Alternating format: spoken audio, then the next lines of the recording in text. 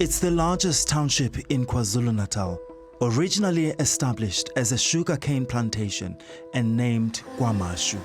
The isiZulu adaptation of Marshall, after British planter Marshall Campbell.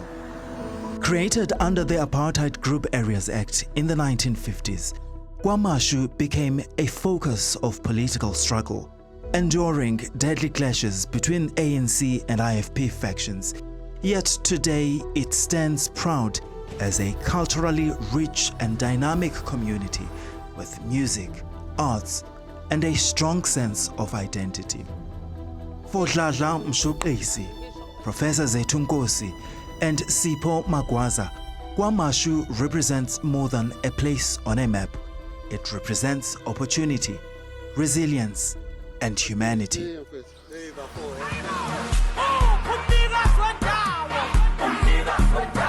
He is possibly one of South Africa's top dance music vocalists and a major figure in the Kwaito and Gqom music scene.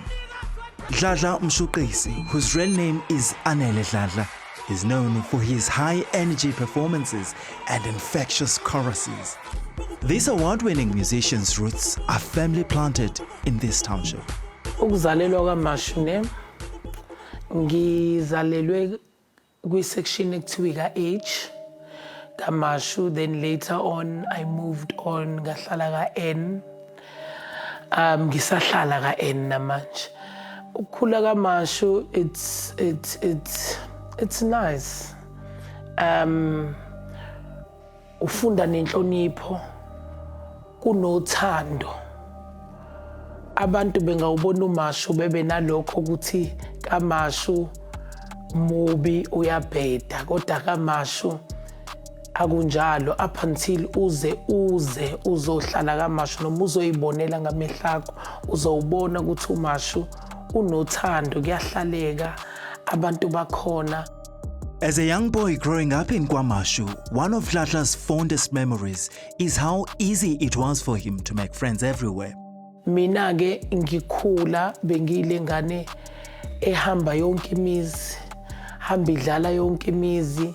I would have friends everywhere I go. Njengoba namhlanje ngisanenqwaba yabangani. I've always been the kind of a child etholakala yonke indawo nakuyona yonke imizi nemicimbi namaphathi. Ngisho kuthiwa yiphi section sasihamba ngenyawo ke, sikhule thina sihamba ngenyawo usuke ka-N uye ka-H, usuke ka-H uye ku-C uye ku-D. So growing up KwaMashu sikhule nje thina ngothando olukhulu, ngoba abantu bakaMashu banothando, hayi ngoba ngiqamba amanga noma ngibancoma, but ngampela banothando abantu bakaMashu. A fundamental value instilled in him as a young boy is respect, and for him this means everything. Uma uyingane eyaziyo ukuthi ifunani, nanomzali uyaba nomthelelo enganeni. Funeke moyikhulisa ingane uyazisa okurong no-right. Thina besitshelwa, besishawa ke futhi thina. Mawenza into embubu ushawa, ibiphuma manje iphande noma imvubu ushawe. Sikhule nje ngemthetho, ingakho nempilo yethu namhlanje siyibuka imithetho, siyilandela imithetho. Because umzali wasincelisa yona ukuthi impilo ngeke ube nempilo without imithetho. Yonke into inemithetho yakhona. He's observed peer pressure as one of the major destructive influences to young people, especially those from communities like his. Khona lento ebulala youth ekuyi-pressure. Ubuke ingane eyiningi ubone uthola ukuthi mhlambe 2 houses down eyakamakhelwane iyatshontsha, iyisela. Ubone ihamba ngemoto, ubone izinto isishintshe kubo. Sikwenzile konke lokho mase nenye noma yakho noma wena ukuthi uma ubuka njengengane lento ukuthi hayibo uyakwenza nje usibanibani, shuthi nami leyo nto ingangisiza o ingangisebenzela. Kanti akaze kube njalo. Kubhlungu ukuthi umzali please mase wena wenza ama wrong decisions, ufuna ukuyobamba inkunzi, ufuna impilo esheshayo le ngeke okusheshayo ukulaste konke lokho kuza kalula akupheli kahle. So kuthina kwakufuneke umuve eceleni uthi indaba kuzofuna ngenze lokho, umzali wami uzothini ngezimfundiso zakhe engifundisa, kodwa mina namhlanje sengifuna impilo esheshayo, impilo elula, sengifuna ukuyotshontsha, sengifuna ukulanda imoto, ukwenza ama house breakings.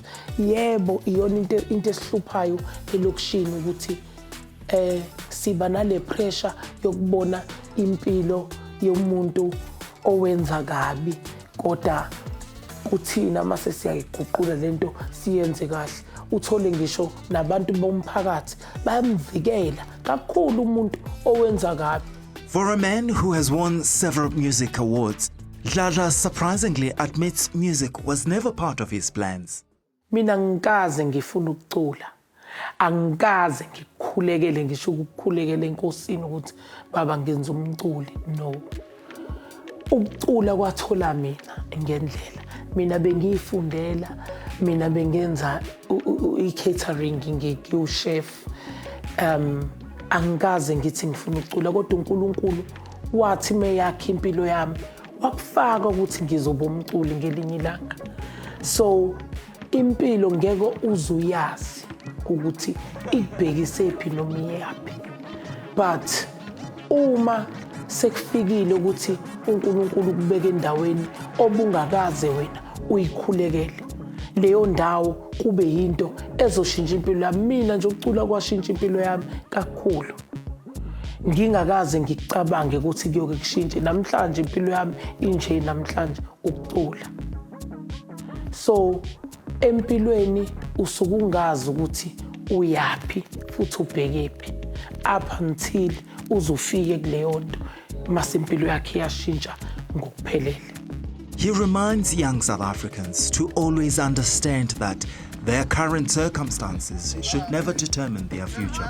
Umntwana wakaMashu ohlala ku2 room, ohlala ku4 room, ophuma ekhaya elingekho right, kodwa impilo uyazakhela. Kusangaphuma udokotela kuloya 2 room, kusangaphuma ummeli kuloya 2 room, ukuthi nje kuphela kuyafuna ukuthi ingqondo yakho nawe uyishintshe, uyenze futhi ukuthi ifuna ukwenza izinto ezifanelekile nezinto eziright.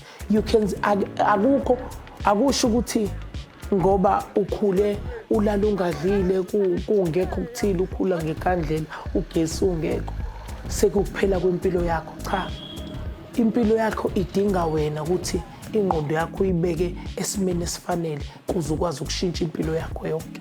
I think nami ikone engakubona ukuthi kufuneke ngazi okurong nokuright. Ngathi sengikwazi okuright, ngakhetha ukuhamba nokuright, ngakwenza okuright, ingakho impilo yami namhlanje ikanje.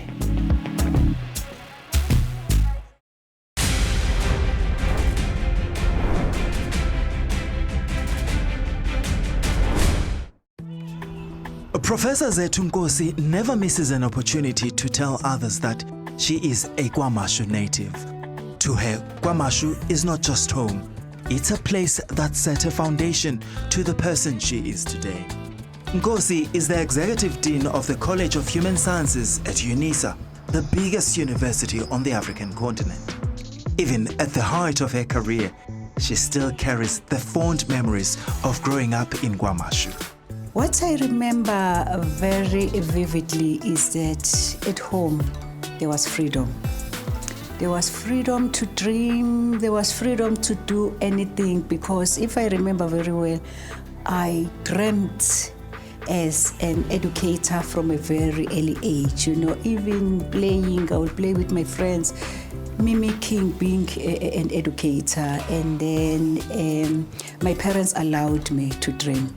And then going to school, you always do well because you know that you've got an end goal to reach. So being from KwaMashu, a family of 6 siblings, and we're like a community on our own, and you look up to your sisters, to your brothers, and then you always want to do the best. being born to parents who did not compromise on education. From a very young age, she had to understand the value of hard work to achieve her dreams. My mom was an educator, but when she got married, she retired and she raised us. My father was a chief court interpreter who always spoke about education. So my father will instill, the importance of education. And he even had a phrase to say, I don't have money, but with education, it's like I'm giving you gold. And then from a very early age, I took that upon myself, that education can open doors for you. Education can escalate any dreams that you aspire to achieve. So I took my education so seriously. The schools that I went on in KwaMashu also motivated us because there was this top 10. If you are in top 10, then you are known at school that you are the genius. I always fought to be in the top 10.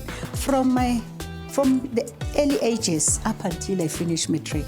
You wanted to be on the stage, and also I remember that when you do well in class, your colleagues, they respect you. So I've taken that motto to say, work hard, do well, and then you will succeed. Nkosi grew up in KwaMashu at the time when political violence in the country was worsening. She speaks of this as one of the challenges she faced as a youngster.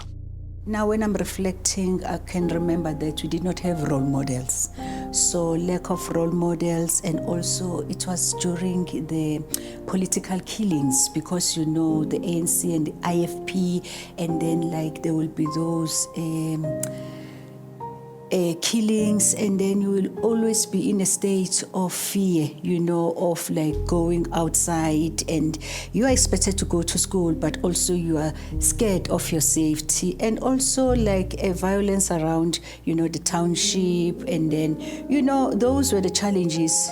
If I see them now to say these were stumbling blocks, but because we were raised in a very secure and warm family, we will not participate in all these things, Luckily, for some odd reasons, we continued going to school. We continued going to school, and then there will be police around to make sure that the area is supported. And then there was no disturbances because I finished my education within the allocated time. It might be 1 week or 2 weeks where schools were closed to say for the safety of the students, schools were closed. But there was some support mechanism from the SAPS. Despite this though, Nkosi worked hard at school. In fact, as a child, she dreamt of becoming a medical doctor, but ended up studying nursing instead. You will be surprised that nursing was not my first choice. When I was doing, I think, grade 8, if I'm 14 years, I wanted to be a doctor because I read in the newspaper that we're having a shortage of doctors. So I aligned myself to say I would love to be a doctor. We had one great school, KwaMashu, called Zaki Secondary School. When I went there, they did not have maths, which means it derailed my dream. And then I ended up participating in the debating society. That was the birth of the educator stream because I was good in debating society. So when I finished matric, I was accepted at Newzroom to do BPED. The only challenge was accommodation. And my father was very strict to say, I cannot let my 18-year-old go to university without accommodation. Then I was given an opportunity to choose any career because I passed my matric with an exemption. Then I said, okay, I'm going to apply in other universities. In the meantime, let me go to nursing because we had a neighbor who was a nurse. Then I asked, I said, how do you go about? Then I was accepted at both King Edward and McCord's Hospital. I chose King Edward to do my nursing. It was just like something to hold on just for a year because my father said, apply at Forte, apply at other institutions, don't stick to one. Then when I was there doing my nursing, I enjoyed because, we got a stipend.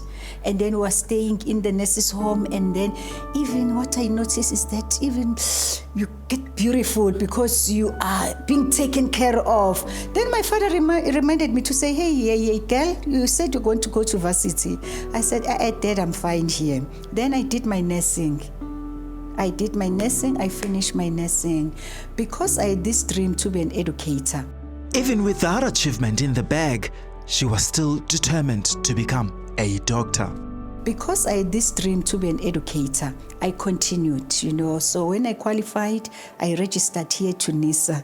So now it's just another opportunity to say, I'm working here to NISA, but I did my degree to NISA. I worked at Grooteskier Hospital, then I came back to KZN. I did my degree with UNISA. I completed, and then I registered for my master's at UKZN. After finishing my master's, then I also registered for my PhD because, remember my first dream to be a doctor?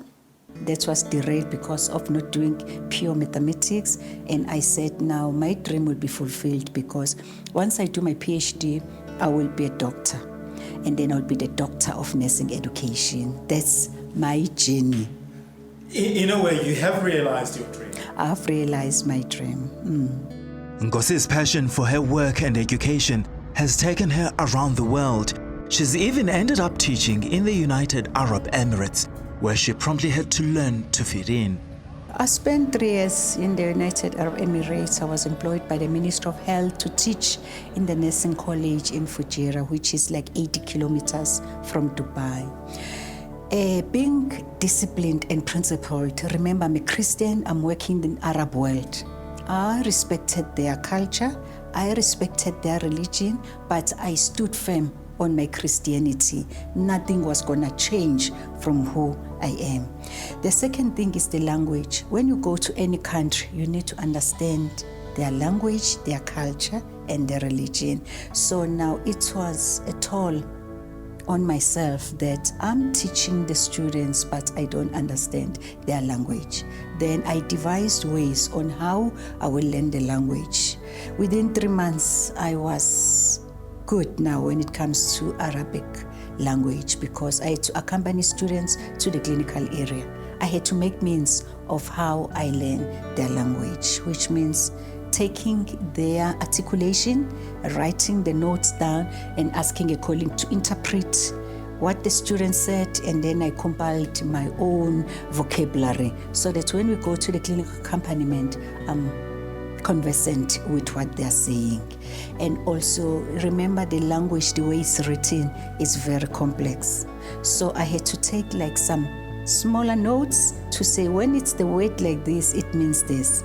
And then there's also an English word. I end up collecting that vocabulary, but also the colleague assisted me because we were friends, and then she will interpret for me. In meetings, people take it for granted that everybody understands Arabic. So they will converse in the Arabic, and then I will catch here and there, but later on I will ask my colleague, okay, please tell me.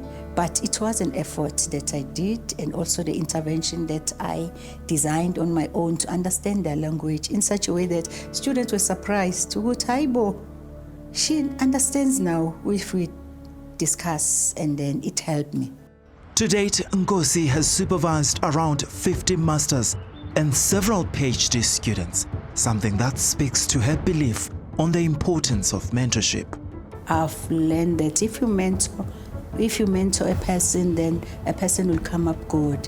Here, currently in my role, I'm mentoring a young group.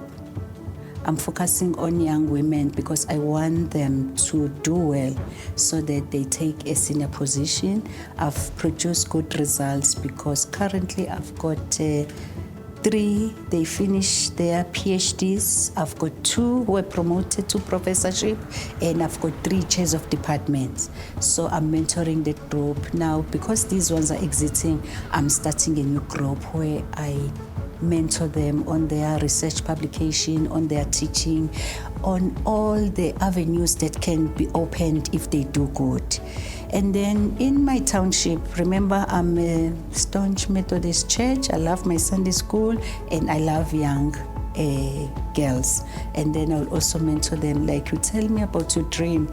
How can you go step 1, 2, 3, 4 in order for you to reach your dream? And also I'm supporting those who are doing matric to say, what is your dream? What do you want to do? Where can you see? So I see myself as instilling hope. Besides her parents being instrumental in who Nkosi has become, she gives credits to initiatives such as Girl Guides for instilling important values to her at a young age. Her dream is also to do the same for others. Remember, coming from a very warm and disciplined home, you are guarded. You cannot do other things. There's an organization that's no longer available, Brownies. There are Brownies and Girl Guides. So when I was still in school, we had those organizations where they train you how to take care of yourself, how to respect, how to do things. And for me, there's one thing that really shaped my upbringing, Sunday school. You'll be surprised that there are things that we learned in Sunday school that really helped me to be who, like the 10 Commandments, respect your parents and all those things. And the warmth I received from home, it allowed me to continue dreaming to be a better person in life with their support and the love. It allowed me. I will have friends around, and also from the early age, I learned to be principled. I will not be influenced. Like I always tell people, I'm from KwaMashu, I don't drink, I don't smoke. Other people, they say, no, you came KwaMashu when you were old. I said, no, I was born at KwaMashu. I'm lucky because I was born at home.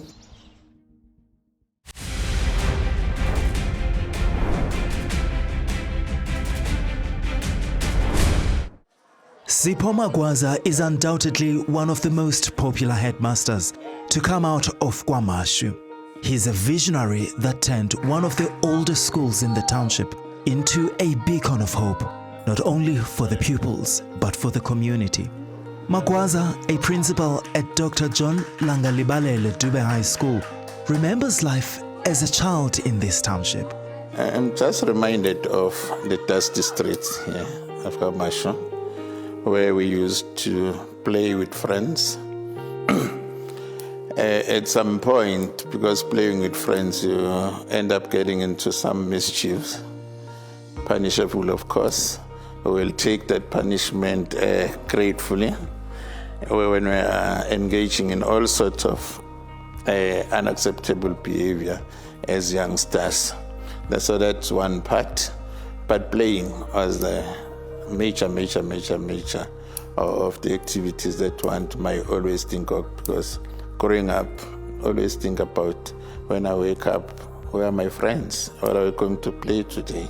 And soccer was dominant in those dusty streets. And of course, you can't leave out education, because at the time, because we grew up under very strict family structure, strict rules, we were told, and we have no option to object to what we are being told. And it was just a routine structural format where Monday to Friday I'm going to school. On Saturday, the focus shift to house chores, and Sunday strictly reserved for going to church. Even at an early age, Magwaza was made to embrace the value of education. I grew up in a very solid family structure, strong values, Christian ethos that we were socialized under. They will compel us to value education as the most important thing that we might ever think of. So going to school was not an option. But it was a given that Monday to Friday is school day and nothing else. So going to school, then it became a culture. And then I had to embrace it as it was back in the family setting. And education was emphasized as the most important aspect of our life if you ever think of a brighter and a prosperous future. Magwaza is a much-loved educator in this community, and it's hard to believe that becoming a school teacher was never even part of his plans.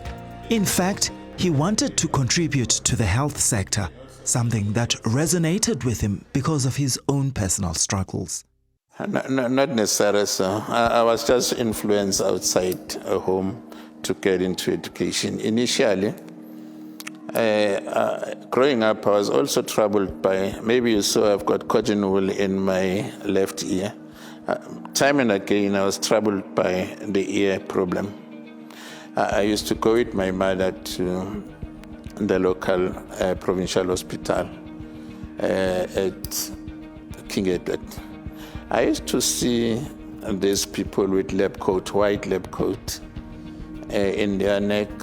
There will be those, we call them izipopolo at the time. I didn't know the name of stethoscope at the time. They say, maybe that career, it looks appetizing to me. Then I kept on asking, why are those people with those lab coats, what are they doing working around here? And then I was told, no, these are specialists. They deal with, in fact, they were not in the ear department, they were dealing with the nerves, neurologists.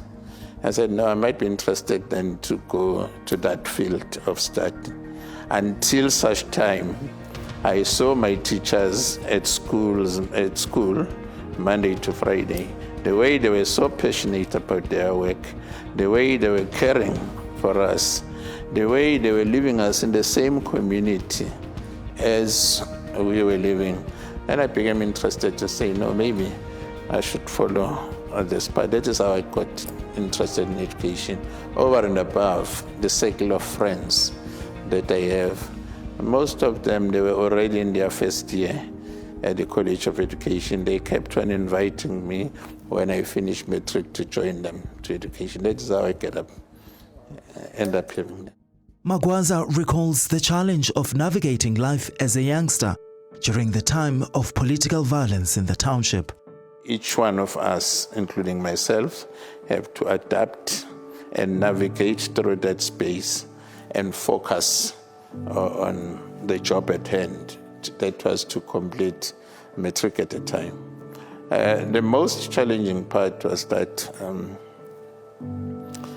everything that has to do with those political activities, they were taking place at the school where I was, simply because it was the only school that has a hall at the time.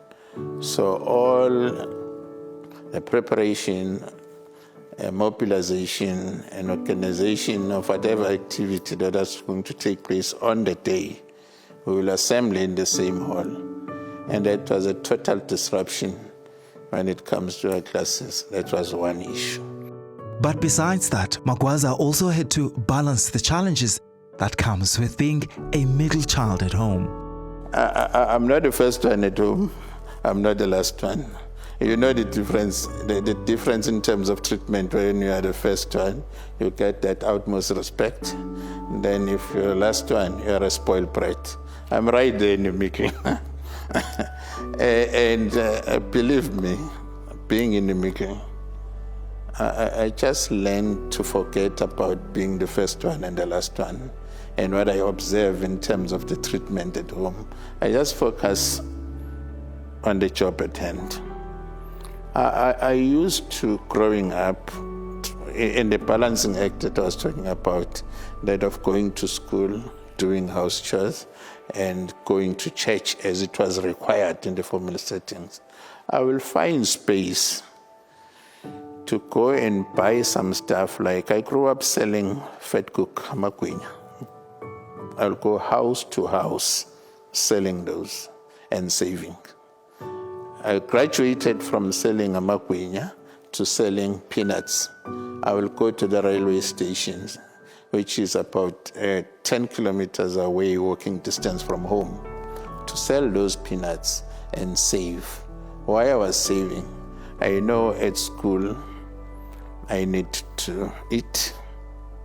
But there's 10 of us at home. It's only my father working. Where is going to get money extra money to give me? Then I have to find it myself. We used to wear some labels at the time. I know we will break that on a Friday because Saturday we'll have some space to go to town.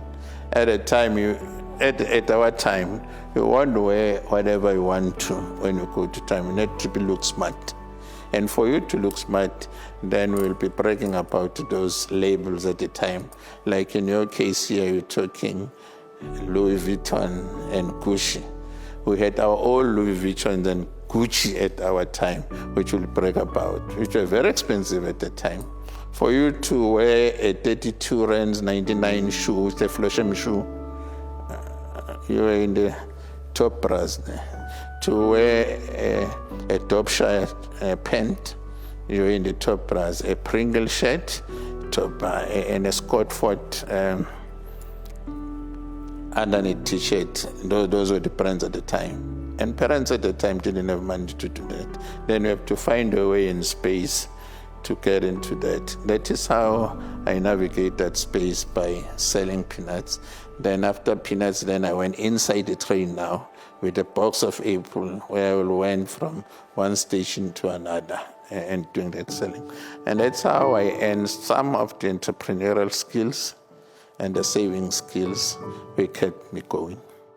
He continues to use education as a tool to not only empower the pupils at this school, but also to ensure the KwaMashu community feels the impact.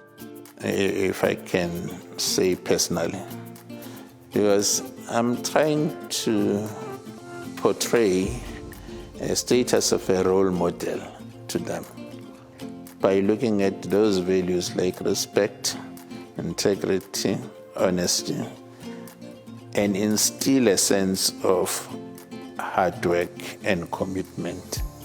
And those two traits, hard work and commitment, it tells them that nothing comes for free. We used to hear this in political circles, that there is nothing like free lunch, because any other day you might be invited to pay back. Nothing comes for free. And that's a mantra that I live with, which I always want these youngsters to model. There is no luck when it comes to hard work. Hard work will always reward you. It will never betray you. And those are the values and traits that I always instill in the youngsters. And that's the only way that I always want to contribute. And the community development, of course. If I may steal some of the concept around the school, is that when it was developed from its dilapidated down-run structure that I showed you earlier on before this interview, when we developed this school, we were looking at three things. One, we wanted to create a safe environment that will be easy for educators, learners, and community members to engage in under conducive environment for teaching and learning. What unites Dladla Mshuqisi, Professor Zethu Nkosi, and Principal Sipho Magwaza is deeper than geography. It's the values they carry from KwaMashu: respect, hard work, community, and belief in a purpose bigger than oneself. Yet their paths diverge in how those values shape their journey. For Dladla, creativity became his calling, transforming passion into national acclaim and using music to speak to millions. For Professor Nkosi, education was her ladder, from township schools to the helm of a university faculty, shaping minds and mentoring future leaders. And for Magwaza, education became a mission, turning a historic school into a beacon of hope and achievement, lifting performance from modest beginnings to near top results in recent years. Their stories remind us that where you start doesn't have to define where you finish, and that the same struggles that challenge us can also be the very things that drive us to greatness.